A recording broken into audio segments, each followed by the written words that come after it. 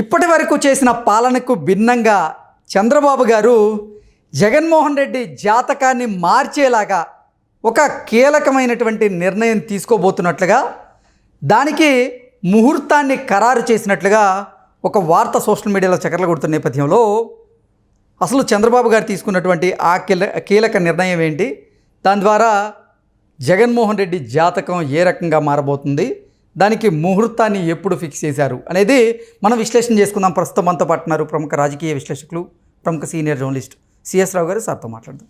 Sir నమస్తే. Sir నమస్తే. Sir, ఇప్పటి వరకు చేసిన పాలనకి భిన్నంగా జగన్మోహన్ రెడ్డి జాతకం మారిపోయేలాగా చంద్రబాబు గారు ఒక కీలకమైనటువంటి నిర్ణయం తీసుకోబోతున్నట్లుగా, దానికి ముహూర్తాన్ని కూడా ఖరారు చేసినట్లుగా ఒక వార్త.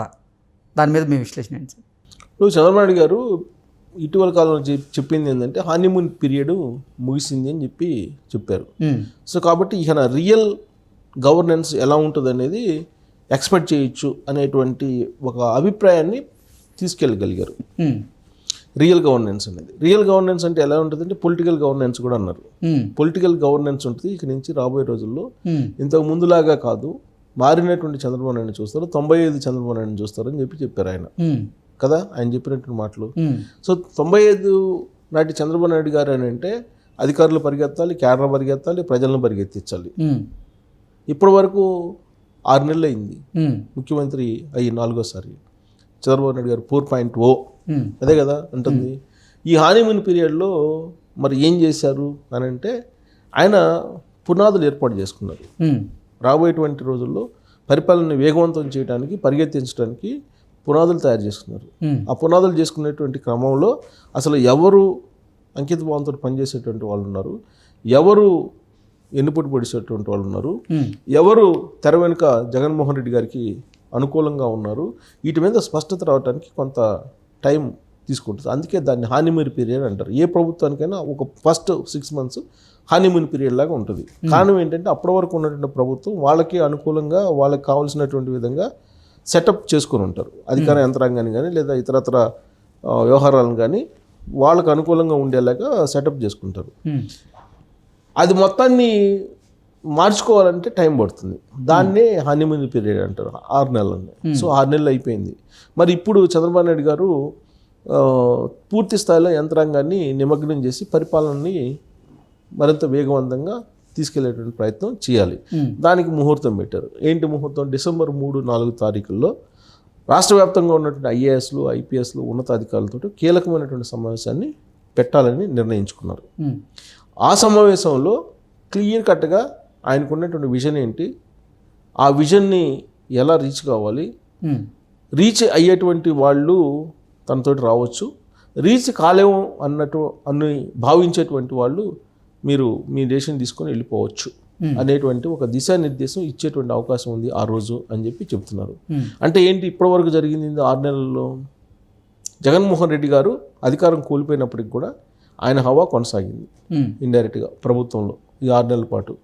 కాంట్రాక్టులు వాళ్ళకి వచ్చినాయి, బిల్స్ ఇప్పుడున్నట్టు ప్రభుత్వంలో ఉన్న పెద్దలకి తెలియకుండా వెళ్ళిపోయినాయి, బెయిల్స్ తీసుకొచ్చుకున్నారు, పోలీసులు వైఎస్ఆర్ కాంగ్రెస్ పార్టీ వాళ్ళకి సహకరించారు పూర్తి స్థాయిలో. ఎక్కడ ఇన్సిడెంట్ జరిగినా కానీ వైఎస్ఆర్ కాంగ్రెస్ పార్టీ వాళ్ళకి సంబంధించినటువంటి మూలాలు ఉన్నప్పటికీ కూడా వాళ్ళ మీద చర్యలు తీసుకోవట్లేదు. సో దాంతో లా అండ్ ఆర్డర్ అనేది కంట్రోల్లోకి రాలేదు పూర్తి స్థాయిలో. అలాగే పరిపాలన జిఏడిలో కానీ, సీఎంఓ ఆఫీస్లో కానీ, లేదా ఇతర కార్యాలయాల్లో కానీ, ఓఎస్టీలుగా ఉండేటువంటి వాళ్ళు కానీ వీళ్ళని మార్చే దాంట్లో ఎవరికి వీళ్ళు కనెక్షన్లో ఉన్నారు, కాంటాక్ట్లో ఉన్నారు అనేది కూడా తెలుసుకోవడంలో కన్ఫ్యూజ్ అయిపోయారు. దీంతో అసలు పరిపాలన ఏం జరుగుతుంది చంద్రబాబు గారి పరిపాలనలో అనేటువంటి ఒక చర్చ తెలుగుదేశం పార్టీ అలాగే ప్రభుత్వ వర్గాల్లో కూడా నడుస్తుంది.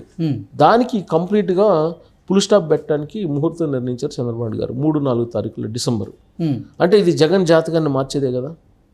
ఇక 3-4 తారీఖుల మీటింగ్ అయిన తర్వాత పూర్తి స్థాయిలో ఇప్పటికీ వరకు చూసిన దానికి భిన్నంగా మనకి పరిపాలన కనిపిస్తుంది అనేది చాలా క్లియర్గా ఒక అభిప్రాయానికి రావచ్చు.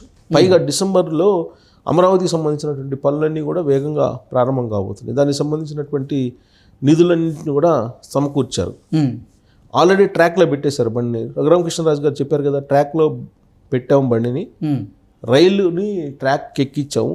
ఇక ఆ రైలు ఎంత స్పీడు నడపాలో స్పీడ్గా నడుపుతాము నడపడానికి, బట్ ట్రాక్లో అయితే పెట్టామని చెప్పి అన్నారు కదా. ఆయన కేసు గురించి చెప్పారు, బట్ ఇది దాన్ని పరిపాలనకి అన్వయించుకోవచ్చు. ఇప్పుడు ట్రాక్ తప్పినటువంటి పరిపాలనని ట్రాక్లో పెట్టారు చంద్రబాబు నాయుడు గారు ఈ 6 నెలల పాటు. సో ఇక ట్రాక్లో పెట్టిన తర్వాత అది ఎంత స్పీడ్ వెళ్తుంది అనేది చంద్రబాబు నాయుడు గారు తీసుకునేటువంటి గవర్నెన్స్ని బట్టి ఉంటుంది.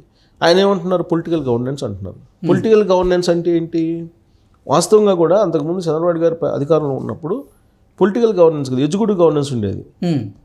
ఎగ్జిక్యూటివ్ గవర్నెన్స్ నడిచేది. అంటే ఐఏఎస్లు ఐపీఎస్లు వాళ్ళు ఏది చెప్తే అది నడిచేది. ఎమ్మెల్యేలు మినిస్టర్లు చెప్పేది కూడా నడిచేది కాదు. అది తెలుగుదేశం పార్టీలో ఎవరిని అడిగినా చెప్తారు, ఇది నగ్న సత్యం. చంద్రబాబు నాయుడు గారు కూడా ఐఏఎస్లు ఐపీఎస్లకి ఉన్నతాధికారులకి ప్రాధాన్యత ఇచ్చేవాళ్ళు.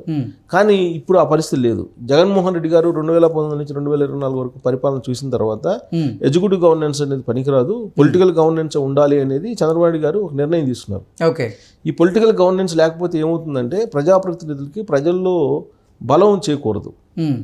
ప్రజలు ఏదైతే అనుకుంటున్నారో, ప్రజలు ఏదైతే కోరుకుంటున్నారో దాన్ని చేస్తేనే నిన్ను ఆదరిస్తారు. అలా కాకుండా ఎగ్జిక్యూటివ్ సిస్టమ్ అంటే ఏంటి? కలెక్టర్లో లేదంటే ఐఏఎస్లు ఐపీఎస్లు వీళ్ళు ఏసీ రూమ్లో 4 రూమ్లో కూర్చొని వాళ్ళు ప్రజలతో సంబంధం డైరెక్ట్గా వాళ్ళకు ఉండదు. కానీ 4 గోడల మధ్య కూర్చొని వాళ్ళు ఒక పేపర్ ఆన్ పేపర్ తయారు చేసి ఒక డిజైన్ తయారు చేసి ఇస్తారు. దాన్ని ఇంప్లిమెంట్ చేసినందువల్ల ఒకవేళ రాష్ట్ర అభివృద్ధి దానికి ఏమైనా ఉపయోగపడుతుందేమో, కానీ ప్రజలకు ఏం కావాలనో ప్రజల అవసరాలు ఏంటో వాటిని తీర్చేటువంటి పరిస్థితి ఉండదు. వాళ్ళు ఇచ్చేటువంటి డిజైన్లు కానీ, వాళ్ళు ఇచ్చేటువంటి అభిప్రాయాలు కానీ, వాళ్ళు ఇచ్చేటువంటి ప్రతిపాదనలు కానీ.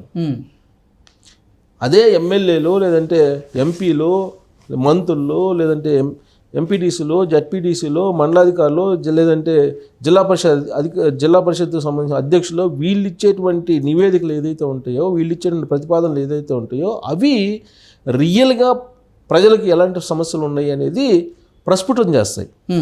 వాటి పరిష్కారం దిశగా ప్రభుత్వం నడవాలి. అదే పొలిటికల్ గవర్నెన్స్.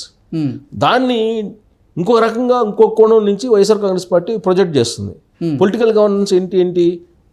గెట్టినటువంటి వాళ్ళని లేదంటే ప్రత్యర్థి పార్టీల వంటి వాళ్ళని జైల్లో పెట్టించడమా, వాళ్ళని కొట్టించడమా, అదే నా పొలిటికల్ గవర్నెన్స్ చంద్రబాబు నాయుడు గారు చెప్పేది అని చెప్పి అడుగుతున్నారు. అది కాదు, దాన్ని ఇంకో రకంగా ఇంటర్ప్రిట్ చేస్తున్నారు వైఎస్ఆర్ కాంగ్రెస్ పార్టీ వాళ్ళు.